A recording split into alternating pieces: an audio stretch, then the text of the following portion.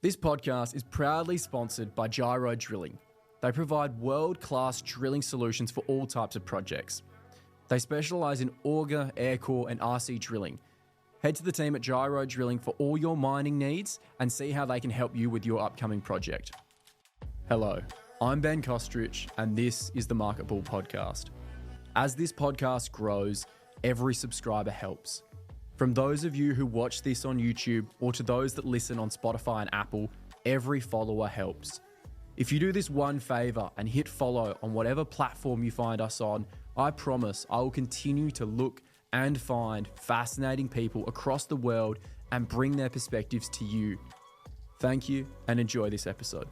So hello, I'm Ben Kostrich and this is the Market Bull Podcast. Joining me today in the show is Nicole Duncan, the Managing Director of NickelSearch, which is listed on the ASX under code NIS. They've had a fair bit of activity towards the back end of last year and I've got her in the studio today to talk all about it. So welcome to the studio. Thanks, Ben. It's great to be here. We were saying this week there's RIU and you were there and there was a lot of investor activity and a lot of buzz, and of course this is in the small cap end of town, listed on the ASX, and we're saying potentially name changes on the card as we delve into the show. But for those that are unfamiliar with your background, you've worked at BHP and South32 and now in the small cap end of town at NickelSearch. I mean, what is your history and I guess interest in the mining sector and industry? I've worked my whole career in mining. And like you said, BHP and South32 and fantastic companies to work for. Really great global experience, across a whole group of different types of jobs. But I got to the point where I wanted a role that was much more hands-on and much more a direct impact on, value creation for the shareholders. So I looked at the small cap part of town, and a junior explorer seemed like a really exciting place to be. So I knew a few people who were connected with NickelSearch, and I thought, yep, that's a great opportunity. I'll hopefully join them, and then they took me on, which was awesome. And that was about 2 and a bit years ago that those conversations started? Yeah. So the company listed in 2021 and late 2021, and so I started with them in February 2022. So it was just shortly after the listing. Okay. And even taking on, you said the opportunity or even the excitement, the hands-on aspect, I mean, what were really some of the draw cards then that you were like, okay, I'm going to take this opportunity and move away from, again, one of those multi-billion-dollar companies and go towards probably one that you've got a lot of a tighter expenditure on all the assets and everything you want to do, and you shrunk down in what you can and really can afford to do. So what was some of the real incentives for you to take on that challenge? So I'd say that the same principles apply to running an exploration company as they do to, a large organisation. The same fundamental principles are in place. It's just the scale and the resources that you've got to do the work. So that's where my background actually came into, to shine, really, because I cover a whole bunch of functions. I worked a lot across the functions at BHP and South32. In this role, usually managing directors are geologists. So what I've had to ensure is that I've had a really good geological team, which I have. I've had the benefit of that. And then I can cover everything else, whether it's HR or finance or tech actually, in terms of finance, that's an area where it really pays to have someone else involved. So there's a level of independence and oversight that sits side by side with the managing director. But all the other functions, I had covered. And, in a small cap, there's no airbags. No. So in a large conglomerate, you've got lots of other functions that are checking your work, and there's, I'm there drafting ASX announcements and, signing off on the budgets and execution of the budget. There's no airbags, but that's what I signed up for. Fascinating. And breaking down NickelSearch in itself, as we said, it's probably gone through a bit of a transition throughout its time and since you're at the helm. So for those that are unfamiliar with what the company is and I guess its mission and where, more importantly, its focus and the areas, I mean, what is the company? What is NickelSearch? Yeah, it started off very much as the name says, so, exploring for nickel sulfides. The company's tenements sit at Ravensthorpe, which is on the way to Esperance from Perth. And so our neighbours are First Quantum. Now, they've just announced that they're really scaling back. That's a nickel laterite mine. We were searching for nickel sulfides, which are high-grade nickel. They're very, they're very much valued. Nickel laterite is a much more intensive nickel in terms of the amount you have to spend on processing, not so much for nickel sulfides. So we spent, the first 2 years after listing, really going full bore looking for the next RAV8. So on our tenement package, we have RAV8, which is an old nickel mine. It produced 16.1 kilotons, so that's 16,000 kilotons of nickel at 3.45%. So, a nice high-grade piece there. Yeah. So our whole focus was finding the next RAV8 or the next three RAV8s, because it's called a komatiitic nickel sulfide formation, and so they form in discrete pods. And their formation means that usually when you find one pod, you'll find another and another. So that was the whole premise. Yeah. But of course, the nickel market has really turned with the impact of nickel coming on from Indonesia. And we're seeing that in the headlines today. So only yesterday, BHP announced a massive scaling back of Nickel West. So, around about that, well, we were fortunate because in 2022, the company was then called Alchem. They run Mount Cattlin lithium production. Yes. They've now merged with another global organisation and they're known as Arcadium. But 2022, Mount Cattlin started flagging that they were running out of lithium from their open cut mine. So, in the background, we thought, hey, we're 10 Ks down the road by the highway from Mount Cattlin. They need feed. Otherwise, they have to do an underground mine, which is far more expensive. Yes. Yep. So if we have any lithium prospectivity on our tenements, that might be of interest for them. And we thought that would be, not a side venture, but just another way of creating value for shareholders. And so, in 2022, we had a very well-known geochemist look at some soil samples that we had done on our tenements, just a small part of our tenement package. And he gave us 22 areas of interest to go into. So that's really how we got into lithium. And it just meant that when the market started, the sentiment in the nickel market started falling away, we were able to also ramp up the focus on lithium. So it set us up well. Yeah, you covered a bit there because, the name would almost sort of insinuate that it's predominantly focused on nickel, and that's what we were sort of talking about before, that there will probably be some eventual name change to align itself. And I wanted to really talk about really both those commodities more from a macro point of view. The fact that lithium and nickel, the reality was their price points in 2020 was astronomically way too high for any sort of longevity. And we saw a pullback, but it's been quite harsh for a lot of the sector.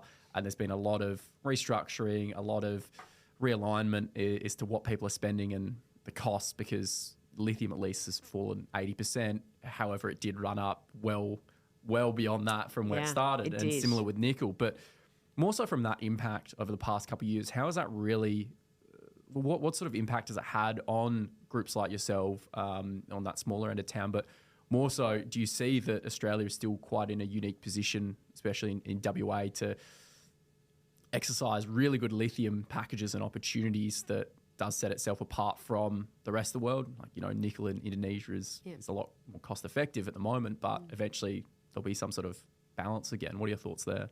So there's a lot in that question, Ben. I'll take it in. I'll take it in chunks. Yeah. So let's focus on the nickel first.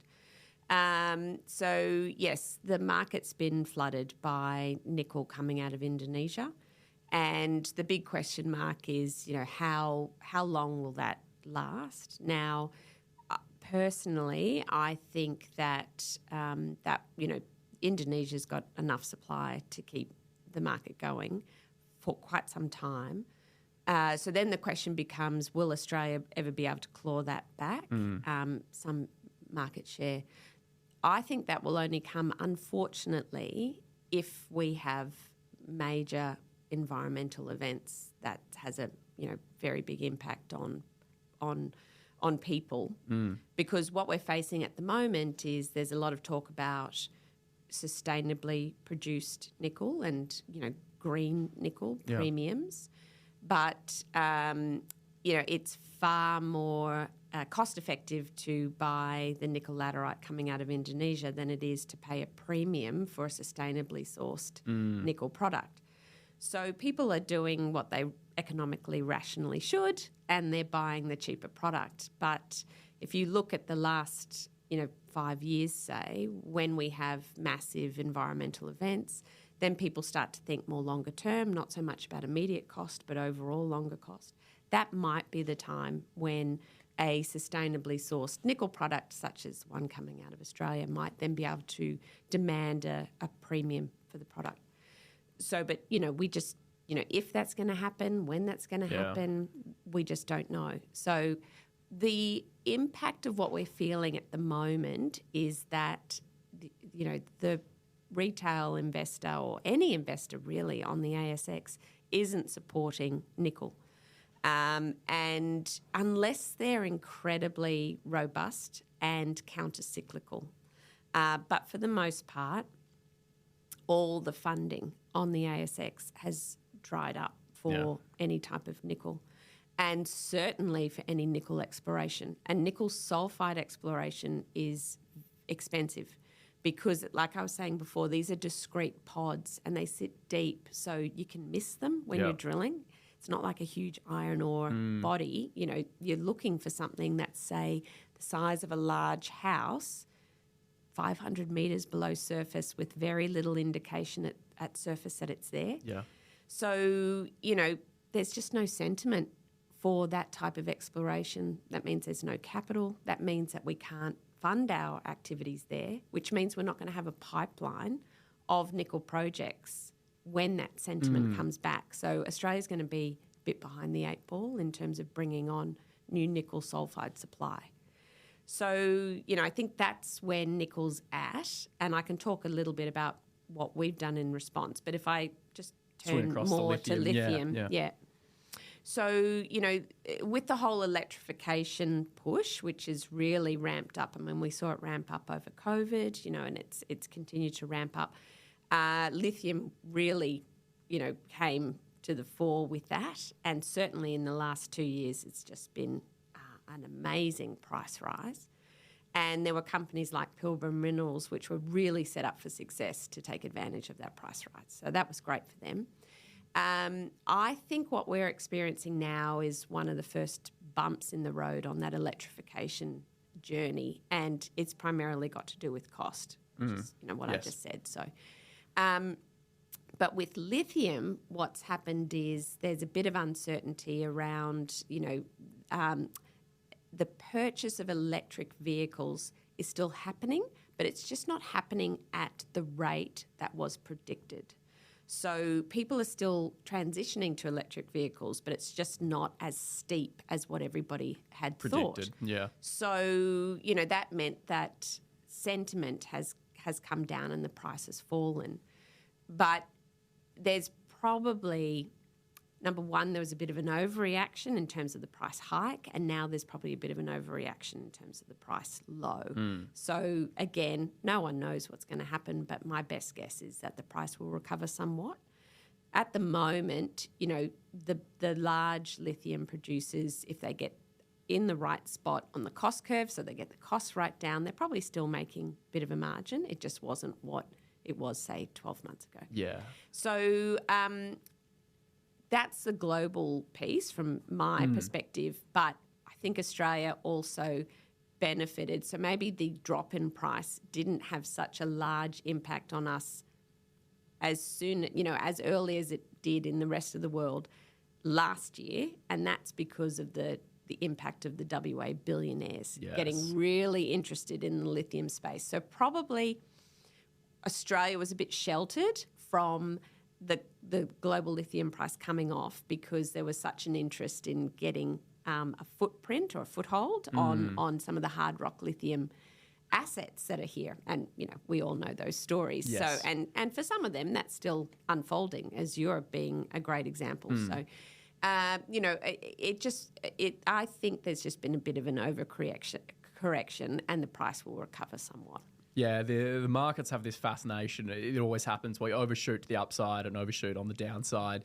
And eventually there's this middle ground that's found. But your points about the electric vehicle uptake is pretty spot on in the fact that, these predictions and everyone likes to predict things well into the future, but we don't know until you actually get the raw data, and that always sort of rocks the boat. But there's no doubt that the lithium component for just batteries, but electric vehicles, but almost every technology that we use, there needs to be a continuous supply coming online, and that feeds itself into, yourself and the projects that you've got. And you alluded to more so the focus on the lithium and some of the other sort of realignments of what's happening. But can you talk to us a little bit about the projects that you've got and the activity that was happening in December with the 4 new tenements that you brought online as well? Yep. So our history, as I said, is nickel exploration, but we've completely parked that at the moment. So we know the next 3 targets we want to drill, and then the next 3 targets after that, but there's no money for it. Yeah. So we've tied a bow on those, and when sentiment returns, we can quickly get on with that work. When we started life, we had 108 square kilometres of tenement. In December, we acquired additional tenements in the Ravensthorpe area, so that are pretty close to our current tenement package, which was great.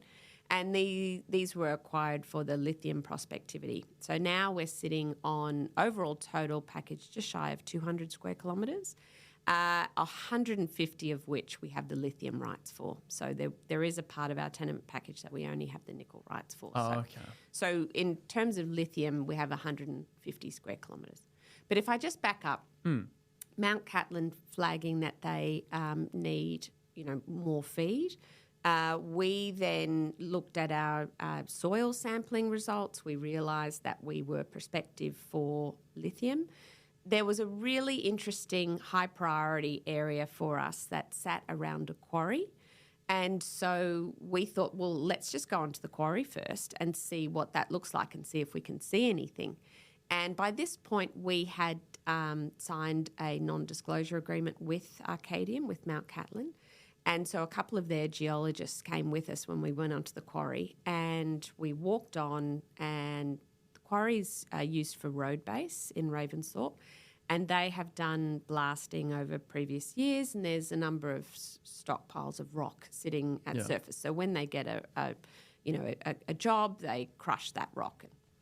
Anyway, there was a great big boulder of visual spodumene literally sitting in one of these stockpiles that the Mount Catlin geologists were able to point at and say, that's what you're looking for. That's what you want.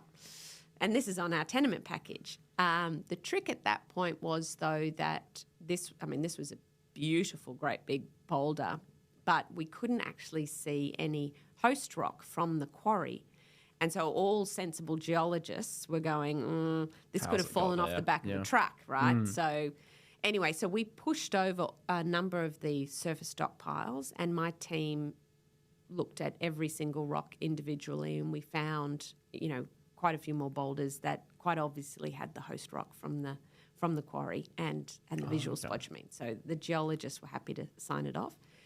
And so what we've now been doing since then is we've focused on the quarry, we've focused on the area around the quarry, and then we've focused on the broader land package. So would you like me to explain that? 200 kilometres square kilometres is not a small amount of land. No, it's not. That's right. And you've got to prioritise it, right? So our main priority is where we found the visual spodumene for obvious reasons. So the quarry has got a gravel sheeting on it that we need to pull up in order to expose the natural surface in order to find where this visual spodumene or pegmatite is in that natural surface. So we're focused on doing that. Then around the quarry, we've done mapping and rock chip sampling and soil sampling. So that's all sensible work that any exploration company should do when you're looking to define drilling targets. And so we've done all of that work. So we've now announced that we have 8 drilling targets just in that quarry and surrounding area. And, we're looking to get a drill onto the tenement as quickly as we can. It's, as I said, in Ravensthorpe, which is a big farming community, and it's also privately held land as well as Crown land. And when you're working on privately held land, you need the owner and occupier consent to have access. Okay. So we're putting, we've got all the consents that we need. We just need one more, and we're in the hopefully final stages of getting that consent. So, and that person wants us to be there, wants to be involved in the work, is excited about the work. So that's great. We've just got to make sure that we put in the right place. Yeah. Right deal for them, right deal for us. So we're in the final stages of that. And once we can get that squared away and they're happy and we're happy, then we can start drilling, which will be great. So, away we go. Very nice. Yeah, so then that means it's naturally going to be a very busy 12 months potentially if this all does sort of start unrolling quite quickly. And then, without, as we said, we don't want to predict too far into the future, but as you go through this drilling campaign, you've got those 8 targets. What else sort of starts coming after that, going through maybe your experience of what are the next steps after that? Yeah. So in terms of those 8 drilling targets, some of them we would be able to drill immediately because, say, for example, on the quarry, it's already cleared. So you don't need any of the surveys that the department usually requires. Now, again, it's Ravensthorpe. They're known for their wildflowers. It does mean that there's requirements in terms of flora. There's also requirements in terms of fauna, so animals, and cultural heritage. So for some of those areas for drilling, we can go ahead because, we already have the clearances. But for some of those areas, we'll need to get those surveys done before we can drill.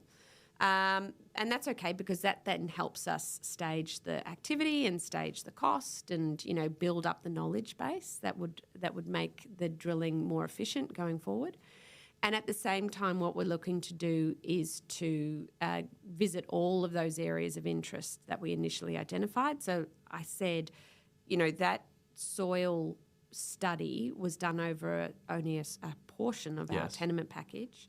We've then been able to do further work and we've identified 28 areas of interest. So we're now in the process of getting the team to all 28 areas, mapping, rock chip sampling, soil sampling. So that's the next program of work. And that's well underway. So, we should be coming out shortly, days or weeks with a new announcement about the regional work. And then beyond that is the rest of the tenement package plus the new tenements that we acquired. So, and again, that's going to be, the geologists have looked back at work that's historically been done and, and other sort of early indicators of potential lithium, outcropping pegmatites being one. And, plain English version is the pegmatite is what holds the lithium and outcropping means it comes to surface and exposes itself. Yeah. So, that's always a great place to start when you're trying to find, lithium. So we're going to focus on those areas first.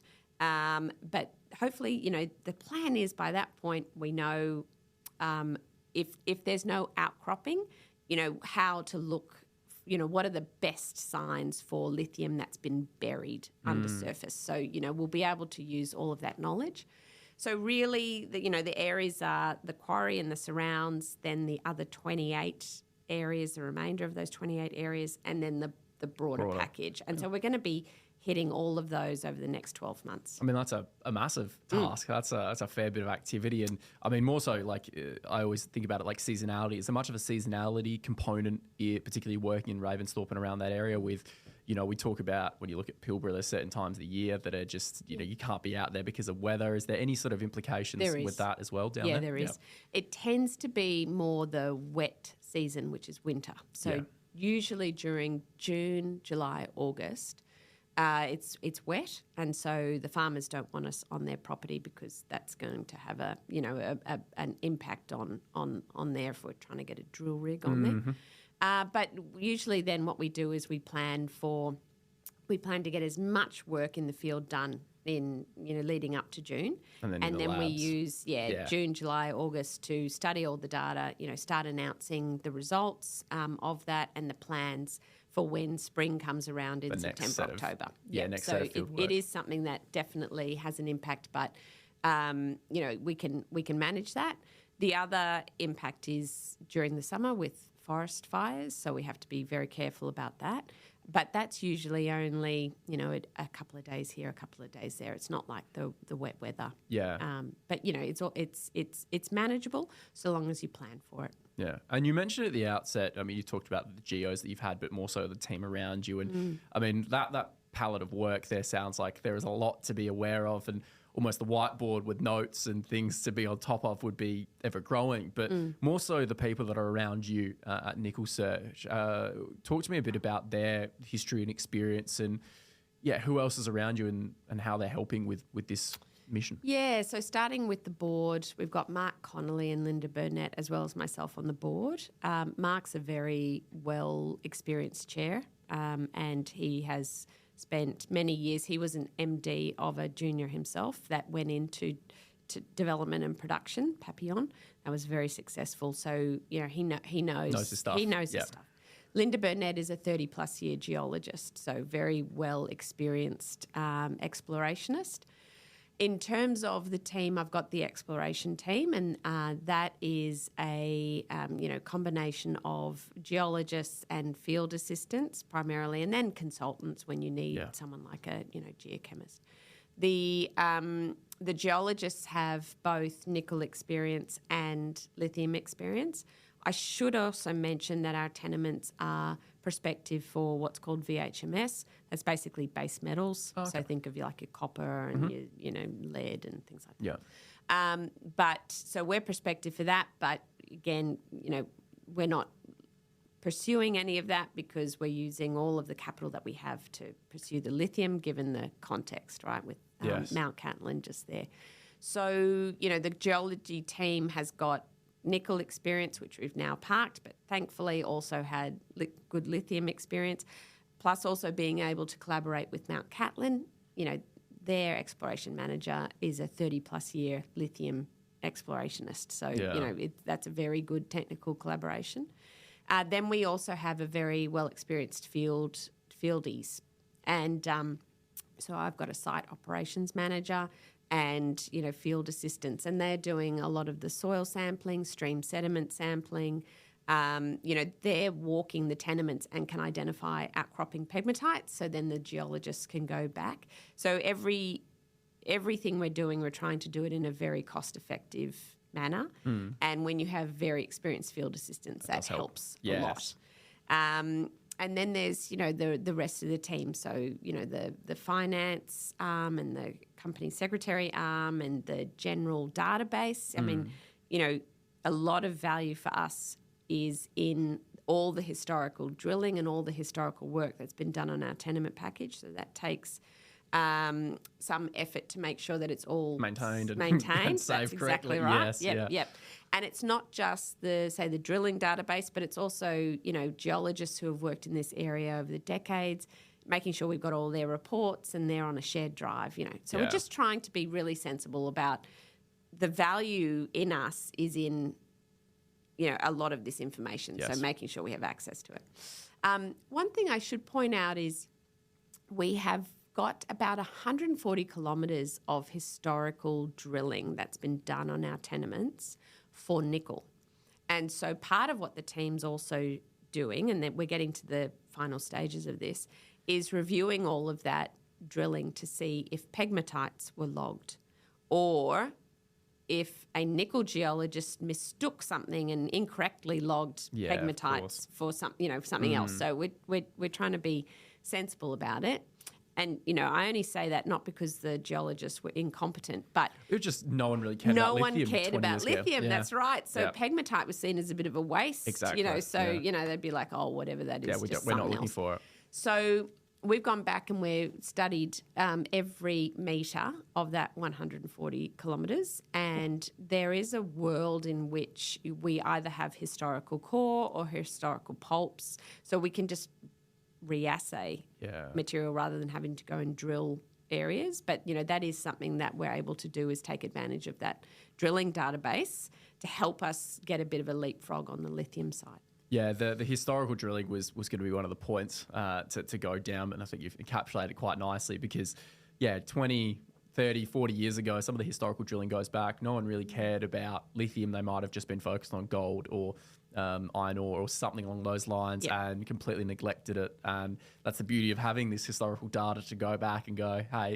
it had no value 40 years ago, but all of a sudden now it's one of the only things that a lot of people want and in quite growing demand. But I mean, you've covered a lot of what you guys are looking to achieve, and I like to summarize really the key 3 takeaways so that investors know that really everyone loves it in threes, but 3 key points that they can take away knowing that NickelSearch will be focusing on this year, or the key points that they should remember about this discussion today.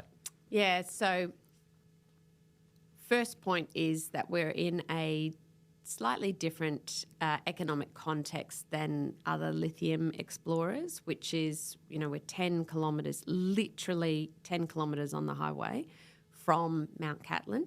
They're running out of feed, so anything on our tenements, we would only need to cover the cost of digging it out of the ground and trucking it 10 kilometres down the road to them. So we're in a different economic context. For the next 12 months, as I've outlined, we've got a very busy exploration program. So that means lots of news flow and lots of interesting things to disclose to the market. So should keep eyes on the story. And just in the final point, we will be looking at changing the name. It will be something that we address.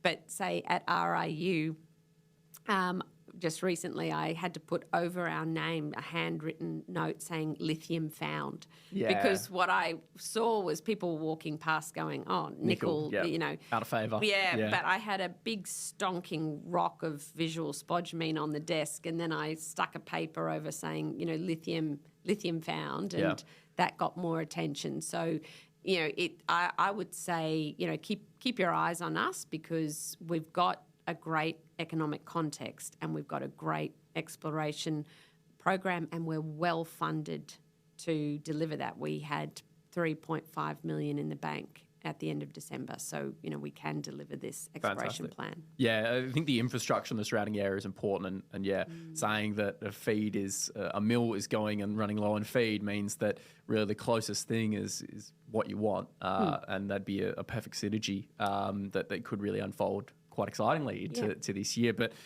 for those that are interested in following and keeping up to date with NickelSearch or the impending new name that comes across, where can they go, and how can they potentially reach out to yourself or have conversations and find out more information? Absolutely. So on our website which is nickelsearch.com, you can sign up for a mailing list. There's a subscribe button there. And there's also an information email address, and that's very actively monitored. And often I'm the one coming back directly and providing a response to any questions, which I'm absolutely more than happy to do. I mean, investors or potential investors are owners of the business. Yeah. And so, if they have any questions, then it's part of my job to address those as best I can. So, it's a lot of information on our website. Oh, fantastic. No, I appreciate you taking the time and speaking to me today. And it's, again, I always love uncovering these companies and finding out what's going on in different areas across WA. So I really appreciate you taking the time to speak with me on the show today. Thanks, Ben. It's been my pleasure. Thanks for listening to the Marketable podcast. Please remember that the topics and stocks discussed in this podcast are not financial advice. If you enjoyed this episode, please make sure to like, share, and follow. You can follow The Marketable on all our socials and keep up to date with global market insights.